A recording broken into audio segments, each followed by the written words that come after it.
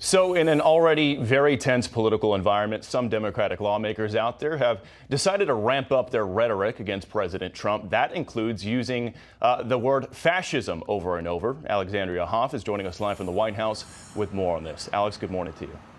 Good morning, Bill. You know, it was just days ago when Democratic Senator John Fetterman implored his colleagues to stop using doom-mongering style language, to stop comparing the president to Hitler, stop using terms like fascism. Fascist to call the president that. I mean, he really feels that that kind of language could easily spark more deranged action similar to Charlie Kirk's murder. But all it took was Jimmy Kimmel's late night chapter closing for an op-ed in the Philadelphia Inquirer to justify such language, asking yesterday Senator Fetterman, can we call it fascism yet? Well, Democrats on Capitol Hill never missed a beat. The president and his lapdogs here in the United States Congress, the vice president, the FCC chair, the attorney general, secretary of state, and congressional Republicans are implementing a dangerous agenda to punish their opposition. Fascism is not on the way, it is here. Friend Randy Weingarten's book calling Why Fascists Fear Teachers a critical read. And in debating D.C. crime yesterday, Congresswoman Rashida Tlaib told Republicans not to take the name-calling personally.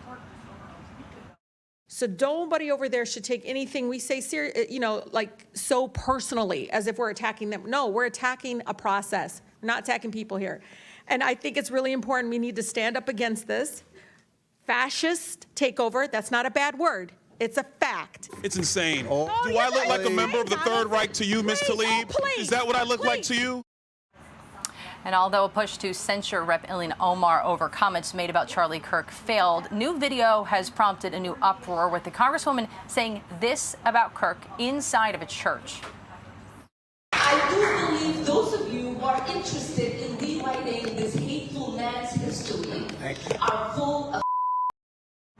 Well, the White House, Stephen Miller, he responded, they are endlessly inciting violence. Sinister, he wrote. And President Trump took to Truth Social, highlighting the chaos inside of Omar's home country of Somalia. He wrote, all of this, and Ilhan Omar tells us how to run America. And it's not done for Omar as of yet. The House Main Street Caucus chair tells Fox Digital that he is referring Omar to the House Ethics Committee. Bill. Yeah, certainly doesn't feel like the political temperature is being turned down right now. Alex Hoff, live at the White House. Alex, thanks. Aisha? All right, let's bring in Byron York to get into all of this with us. Good morning to you. Hope you had a good week. I thought this op-ed in The Hill was written really well. This is by Keith Naughton, and he put it this way in terms of Democrats and going after Donald Trump and calling him a fascist. They say the problem with propaganda in an open society is that it hurts the perpetrators more than the targets. Democrats are slowly finding that out as the country tires of their fascism fascination. They have nowhere to go. And they did a good job of laying out all the things that fascists do that President Trump isn't doing. For example, he hasn't canceled elections, right? He hasn't forced any Democrats off the ballot. He isn't trying to grow government. He's actually trying to shrink it. And no immigration quota system. And the list goes on. He's not really doing the things that they're saying that a fascist does. Well, first of all, this shouting match between Tlaib and Donalds in the House yesterday went on and on and on and on. It was just kind of an astonishing and ugly scene. But I think everything you say is correct, but you have to look at the political incentives for Democrats in this. Last year in October, at the height of the election, an ABC poll found that 87% of Democrats said that Donald Trump was a fascist. Now, if you look at Rashida Tlaib, her district in Michigan voted for Kamala Harris, 66%. This is appealing to the home folks. Yes, it's very divisive nationally. Is it going to win you an election when you have to win Pennsylvania and Georgia and Michigan, Wisconsin? Probably not.